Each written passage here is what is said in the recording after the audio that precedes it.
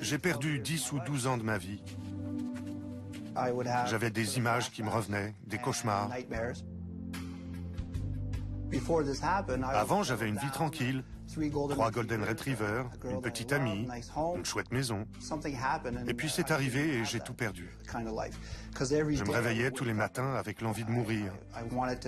Je ne voulais pas vivre un jour de plus. Le syndrome de stress post-traumatique est un trouble neuroplastique par excellence.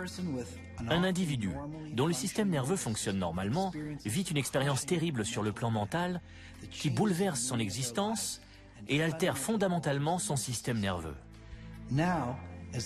Plus il revit l'événement, plus celui-ci s'ancre dans son esprit et en perturbe le fonctionnement.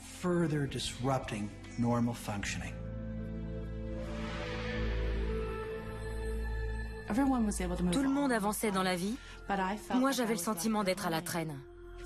Un bruit, n'importe quoi pouvait servir de déclic. Et d'un seul coup, je replongeais.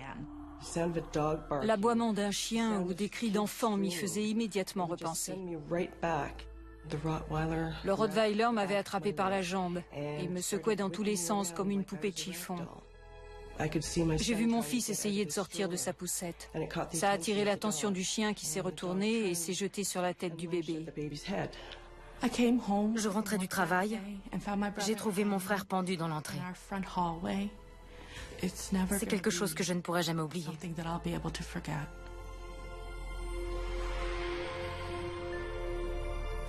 La plasticité de notre cerveau le rend aussi très vulnérable. Un traumatisme peut l'altérer et engendrer un syndrome de stress post-traumatique, ou SSPT. Malheureusement, chaque jour, des gens peuvent vivre un traumatisme qui peut évoluer vers un syndrome de stress post-traumatique.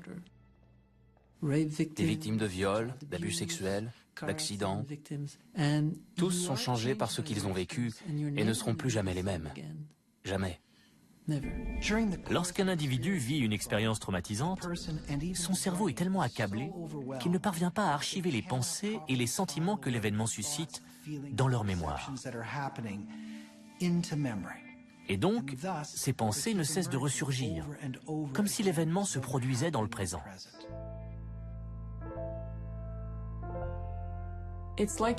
On est en enfer et on ne peut pas s'enfuir. On vit avec un mauvais souvenir tellement vivace qu'il revient plusieurs fois par jour.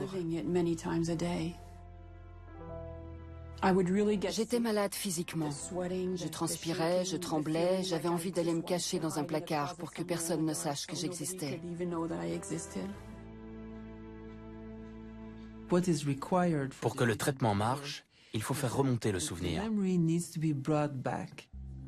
Chaque fois qu'un événement mental est ramené à la conscience, la plasticité de ce circuit est accrue pendant un moment.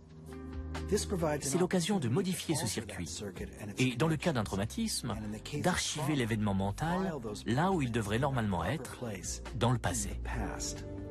Quand des neurones sont activés simultanément, les connexions entre eux se renforcent. Donc, chaque fois qu'une personne se remémore un traumatisme, elle intensifie les connexions entre le souvenir traumatisant et le déclenchement du circuit cérébral de la peur. À l'inverse, entre des neurones activés de façon indépendante, les connexions s'affaiblissent. Que lorsqu'un patient se rappelle un événement traumatique, le circuit qui gère ce souvenir devient plus malléable. On ne cherche pas à effacer ce souvenir, mais à le transformer en quelque chose que le patient peut accepter d'évoquer. Ça restera un mauvais souvenir, mais un souvenir qui appartient au passé.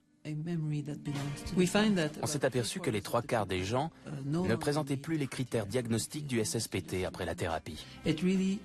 Ça a changé leur vie.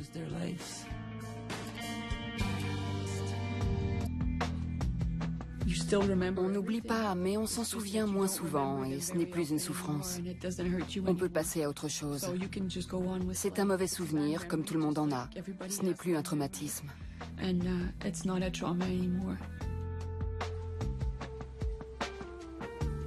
Certains de mes amis qui me connaissent depuis des années m'ont dit « On retrouve l'ancien Joël ». J'ai de l'ambition, j'ai envie de vivre à nouveau. J'apprécie les choses. C'est parfois des émotions toutes simples, comme retomber amoureux. C'est super, ça me manquait.